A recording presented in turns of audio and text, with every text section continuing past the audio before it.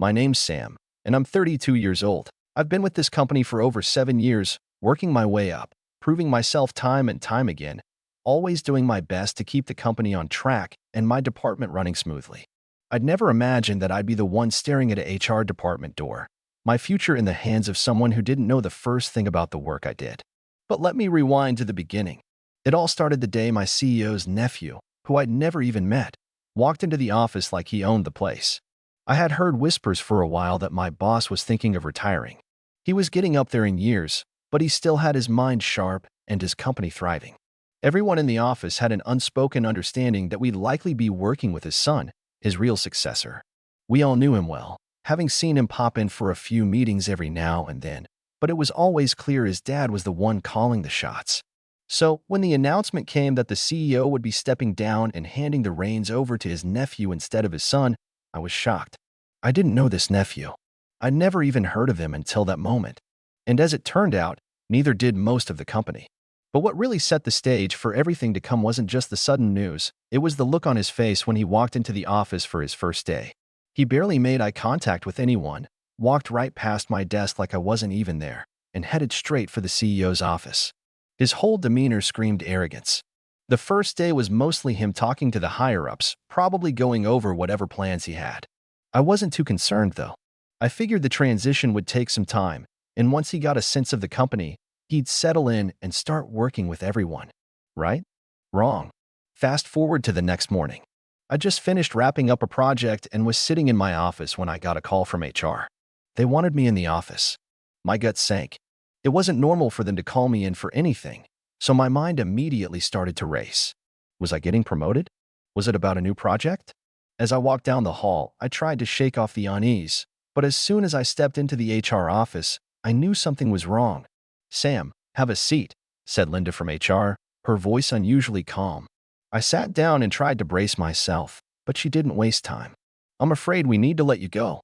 Your position is no longer necessary." I blinked, not understanding at first. "What do you mean? What happened?"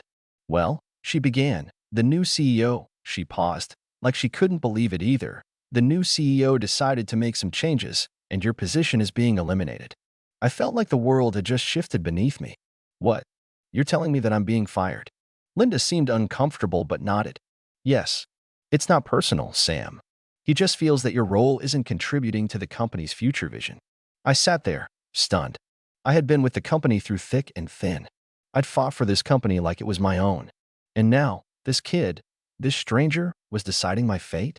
I was so angry, but I tried to keep my cool. "I've been working here for over 7 years, I said, my voice steady despite the growing fury in my chest. "I've worked late nights, I've saved this company during crises, and now this kid who can't even be bothered to know who I am, comes in and fires me?" Linda didn't respond, but I saw the sympathy in her eyes. "It's not our decision, Sam. He's the new CEO. We have to follow his directions." I stood up, not bothering to argue anymore. "Fine, but you can't just erase everything I've done here." I walked out of the office in a daze. My phone buzzed, and it was a message from my coworker, Tanya. She'd seen the memo. I told her what had just happened, and I could hear her disbelief through the text. "Are you serious? The nephew? Who even is he?" I didn't have an answer to that. But in that moment, something inside me snapped. I grabbed my bag, walked to my desk, and started shutting down my computer. I didn't feel a thing. No sadness, no regret. Just an overwhelming sense of injustice. How dare he do this to me? After everything I'd done, after all the respect I had earned, how could this kid just walk in and decide I wasn't needed? But as I walked out the door for the last time, I had one thought. I was done. I wasn't going to let this go. The next morning, I woke up to a voicemail from the CEO's nephew. I rolled my eyes. It was already bad enough that he'd fired me without even knowing my name, but now he was calling? The voicemail was barely a minute long, and it was full of a mix of fake sympathy and business talk. He ended it with, "I just wanted to make sure you know it's nothing personal. We're just moving in a different direction." I couldn't help but laugh. The audacity. It was like he thought this whole thing could just be brushed off. But that wasn't the end of it. A few hours later, I got a call from the CEO himself, the actual CEO, the man I had worked for all these years. "Sam, I just got a call from my nephew's assistant," he said, his voice shaking with fury. "What in the world happened yesterday? Do you know who you were fired by?" I had to bite back a smirk. Yes, I know exactly who I was fired by. Your nephew. There was a long pause, and then, in a voice much more serious, he said, Do you even know what your contract says, Sam? Do you know what you're entitled to? Now, I was the one who was confused. What do you mean? I was just fired. The CEO cut me off. Let me check your contract. I'll call you back in a few minutes. My heart was pounding in my chest. What the heck was going on? Why was he suddenly so interested in my contract? Had his nephew messed up? I didn't know, but I was about to find out. The next call was brief, but it left me stunned. The CEO, his voice wavering in disbelief, said, Sam, I've just looked at your contract. Your severance package, your benefits. You have a clause in there that my nephew didn't know about. A clause that means you're entitled to a lot more than he thinks. I'm sorry. I had no idea he'd do something like this. I couldn't believe what I was hearing. It was like something out of a bad dream. How could this kid have been so careless? And how was he going to react when he found out what he had just done? The CEO's voice continued, I need you to hold tight for a moment, Sam. I'll talk to him, but it's going to take some time.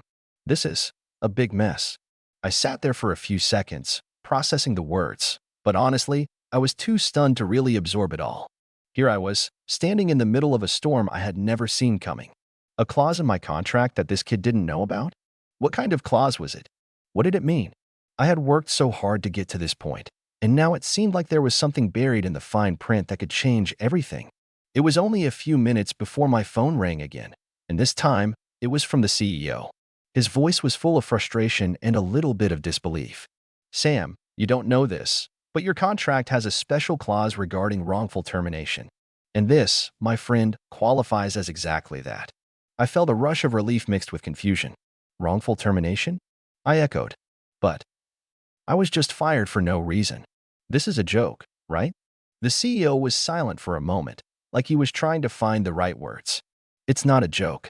What you don't know is that when my nephew took over, we were transitioning all contracts and reviewing the fine print of our employees' agreements. Yours, however, was one that slipped through the cracks. He didn't realize that when he made the decision to fire you, he violated that clause. And I'm guessing no one told him, because, frankly, it's a big deal. My head was spinning. This was all so surreal. I'd never imagined that something as simple as a clause in my contract could be the key to flipping the entire situation. The CEO continued, now sounding more like himself, determined, firm. We'll be taking legal action on this, Sam. It's not just about what happened yesterday.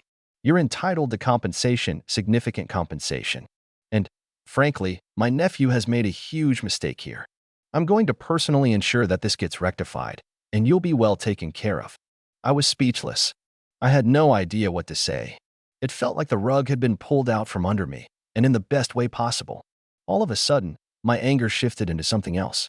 It was a mix of shock, disbelief, and honestly, a little bit of satisfaction. But that's when the CEO, with a sigh, said, Look, Sam, I'll make sure to take care of the legal side. But here's the thing, you're not the only one. His actions have affected others in the company too. I'm pulling everyone's contracts to ensure this doesn't happen again.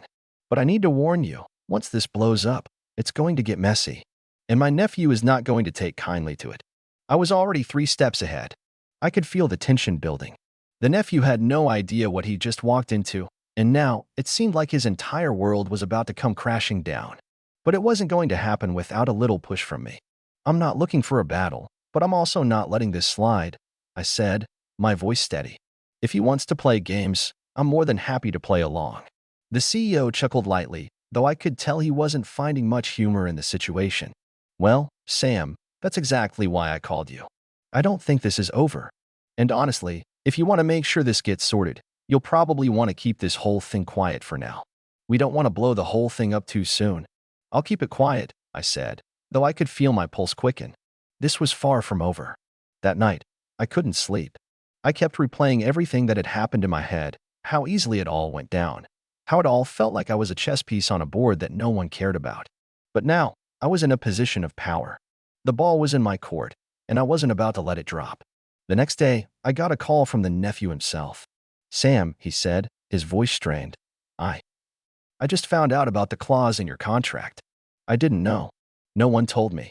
I'm just trying to move this company forward, okay? I almost felt sorry for him, almost. He sounded like he was starting to realize what a colossal mess he had made. "I'm sure you didn't know," I replied, playing it calm, like I wasn't on the verge of taking him down a notch. "But you should have checked before firing me. You should have known what you were doing." There was a long pause. And then, in an almost pleading tone, he said, "I was just doing what I thought was best. Please. Sam, can we work this out?" I didn't mean for any of this to happen. I almost laughed at how quickly his tone had shifted. A few days ago, this guy couldn't even look me in the eye. Now he was practically begging. But I didn't let him off the hook. "I'm not looking to make enemies, but you made this personal," I said, feeling a surge of power. "I'll give you a chance to fix it. You don't get to undo what you did, but I'll consider taking a step back if you come to me with an offer. A real offer. Not some cheap severance package." "I'll talk to the CEO," he said hurriedly. "I'll get something worked out. You won't regret this." I hung up the phone, my mind buzzing with thoughts of what was to come. The CEO was already on my side, and now it was up to me to decide just how far I wanted to take this. If I played my cards right, I could walk away with more than just my job back. I could set the stage for something bigger. But what was I really after? The money? The revenge? Or was there something else I wanted to prove to myself? Something that was more than just getting back at a kid who thought he could come in and ruin everything I'd built? Before I could figure it out, the phone rang again. It was the CEO, and he didn't sound happy. "Sam, we need to talk. Now." The tension in his voice was undeniable. I had no idea what was coming, but whatever it was, I knew this was far from over. I took a deep breath and picked up the phone. My pulse was already racing. "What's going on, CEO?" He let out a long sigh. "Sam, I don't even know where to start with this, but things are escalating faster than I thought. My nephew is scrambling to cover his tracks. He's trying to call in favors, looking for anyone who will back him up. But here's the kicker. He's making it look like you're the one who caused all this trouble." I froze. "Wait, what? How in the world is he spinning this?" "Exactly like you'd expect," the CEO muttered. "He's telling people that you were the one undermining the company, that you were trying to sabotage his leadership from the start. It's pure nonsense, but people are starting to listen." "Unbelievable," I said, shaking my head. "Is this kid serious?" "I'm afraid so," the CEO replied grimly. "And it gets worse. He's been rallying some of the upper management to back him up. There are whispers now about a power struggle in the company, and people are starting to choose sides." I felt the weight of the situation bearing down on me. It was one thing to get unfairly fired, but now they were painting me as the villain in some corporate drama I had no part in. This wasn't just about the clause anymore. It was about taking everything I had worked for and twisting it into a narrative that made me the bad guy.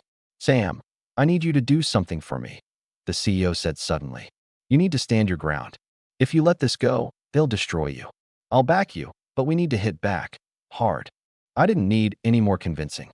My anger was building up, and the satisfaction of watching this arrogant nephew of his squirm was all I could think about. This wasn't just about money or revenge anymore. It was about showing them who was really in charge. "I'm in," I said, the words coming out sharper than I intended. "What's the plan?" The CEO paused, his voice lower now, almost conspiratorial. "First things first, you need to come in for a meeting tomorrow. I want you to come in like nothing ever happened.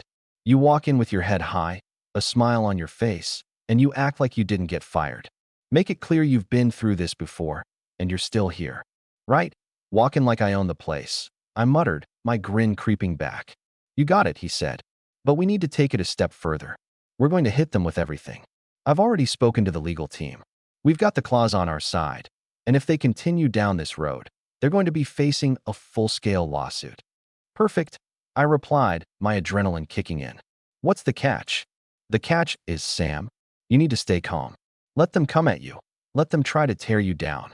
But when the time comes, you hit them where it hurts. They can't fight back against a well-planned, legal strategy. But you have to play it smart." The next morning, I walked into the office as if it was any other day. There was a buzz in the air, and the look on people's faces was telling. They weren't sure if they should be congratulating me for still being employed or offering their sympathies for what had happened. It was clear they were divided. I made my way to my desk, and sure enough, the nephew's supporters were already there, whispering among themselves. One of the senior managers, Karen, who had always been too eager to please the new boss, walked over to me with a tight smile. "So, Sam," she began, looking at me like I was some sort of strange animal in a zoo. I didn't expect to see you back so soon. I thought. Well, I thought you were, fired. I raised an eyebrow. Funny, I thought the same thing. But here I am. She flinched slightly, and I could tell she was trying to figure out whether or not to challenge me. Well, you're lucky the CEO's backing you up, she said stiffly. Not everyone gets that privilege.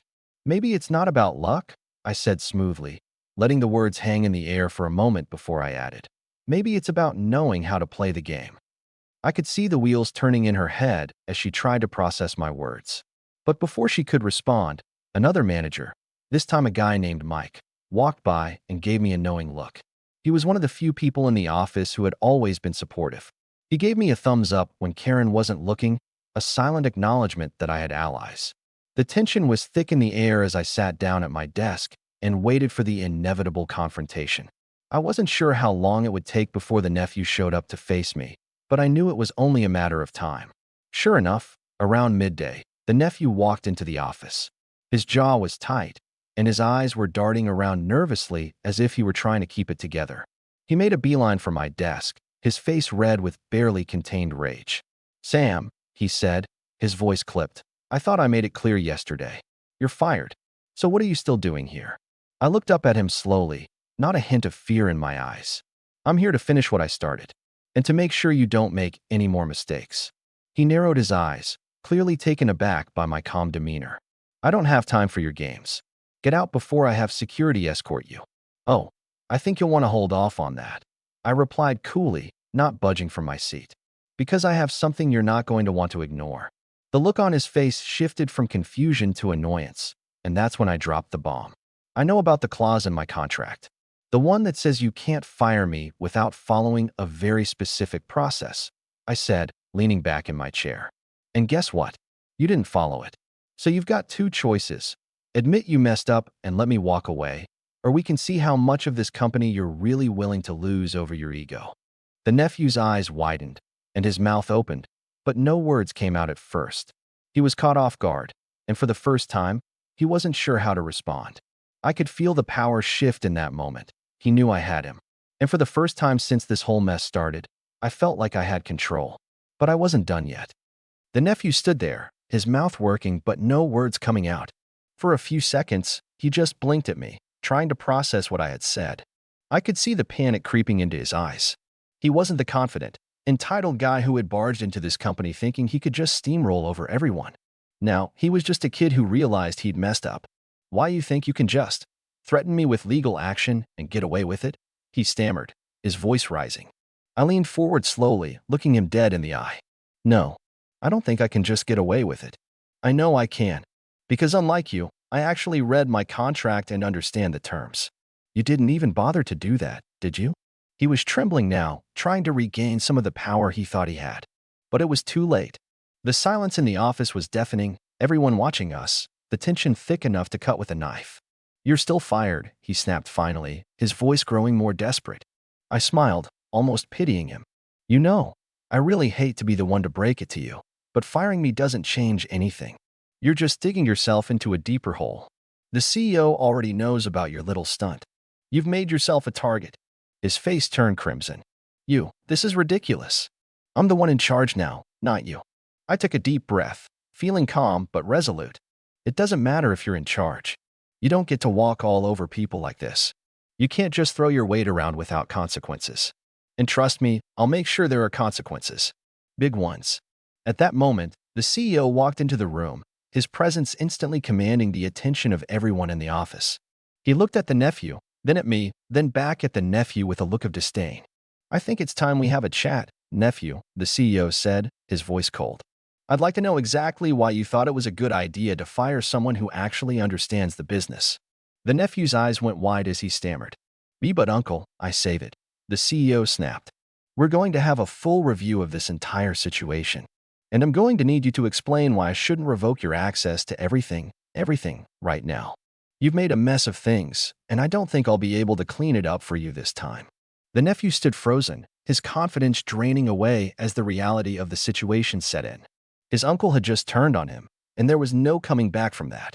I could feel a sense of satisfaction welling up inside me as I watched the nephew shrink under the pressure of his uncle's authority.